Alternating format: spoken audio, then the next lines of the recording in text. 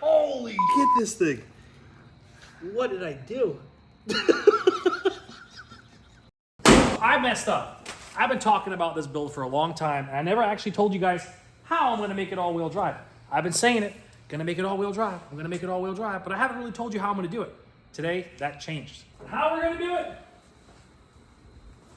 Whoa! This is the new SES billet straight through gearbox.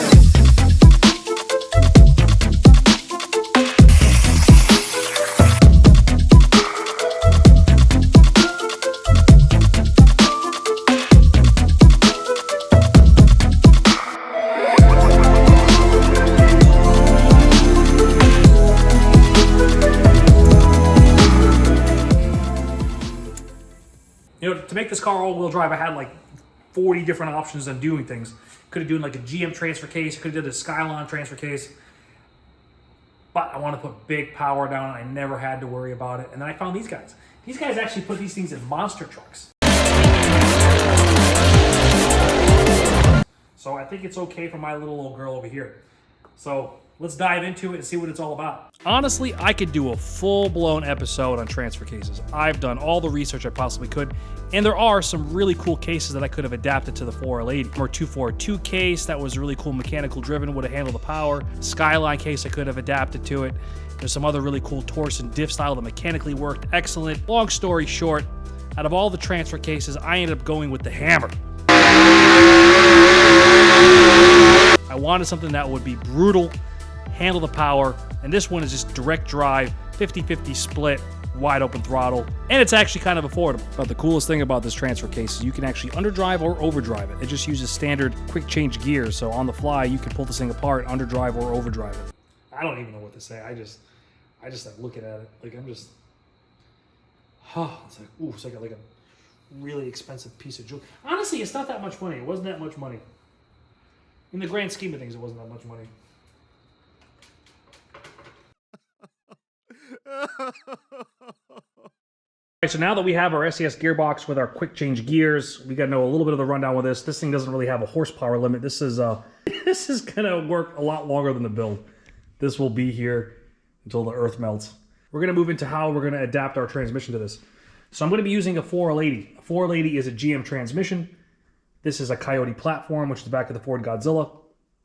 I know a lot of you race car guys already know this stuff, but just in case people who are watching this just don't know the difference, I'm going to explain it anyway. So I have a GM transmission that I want to adapt to a Ford platform, which is pretty common. So the cool way to do it is Jake's Performance came up with this. This is the front pump for 4L80 that's adapted to a Coyote bell housing. This is a Reed bell housing. This is scatterproof. This is SFI approved. In case the torque converter blows up, this is meant to protect your legs. What we're going to be using is a 4L80. This is the big brother of the Turbo 400. So we're going to adapt this 4L80 to the Coyote platform using that Reed case. Now, I went with a 4L80 because they're just gnarly. It's the Turbo 400's bigger brother with an overdrive, and you can run a lockup converter in it. So we can run a 3-disc lockup converter from Real Chance. Now, even though this is a race car and going to be fast, I still want to be able to drive on the street and do 75 and not have this thing rev to the moon everywhere I go. So this is the best viable option. So I'm going to go ahead and start bolting this all together. This is an empty transmission, by the way, because I'm a one-man band, so I can't lift up the whole thing all the time. So I decided to opt out of them actually building it for now and just give me the case. I'm going to do all the fabricating, and then from there, when the fabricating is done, this thing has a home, then we'll send it back out for them to build. If you guys want to do all-wheel drive to your own car and want to use the Godzilla GM case, Coyote bell housing, their specialty pump, which adapts everything, and then from there, these special clocking rings, which will adapt this to the SES gearbox. So let's start bolting this up. I want to figure out how this whole thing works and start getting it together so we can get it in the car and start mocking things up.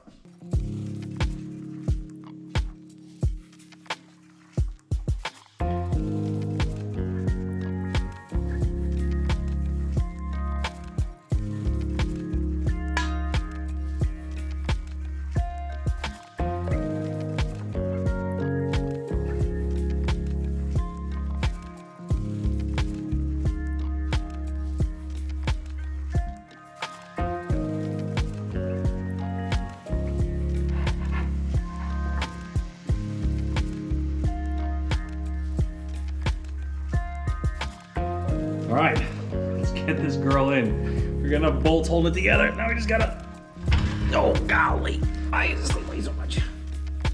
Woo, how you doing? You having fun? How do we get this thing in here now without, I don't have a pan on this thing, so I don't want to get all dirty. Here we go. Oh, my man. That wasn't the transmission, that's good.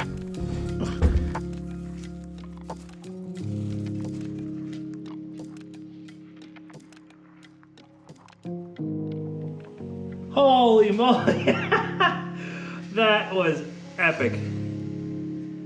I can't believe I got it the first shot.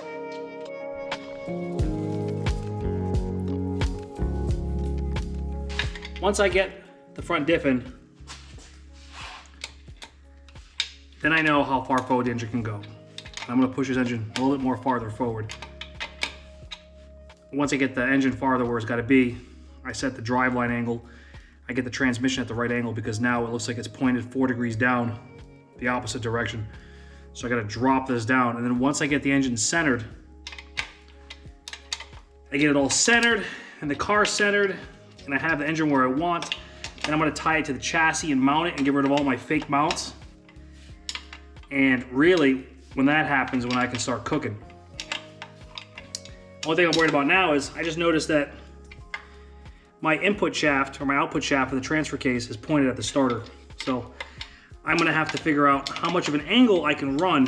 I've talked to a couple CD guys and they've all kind of been the same thing, same ballpark, like no more than 6 to 7 degrees, 10 degrees is max, 3 is ideal. So once I get the front diff in, I'm gonna have to do a straight shot to that. I wanna get as straight as I can.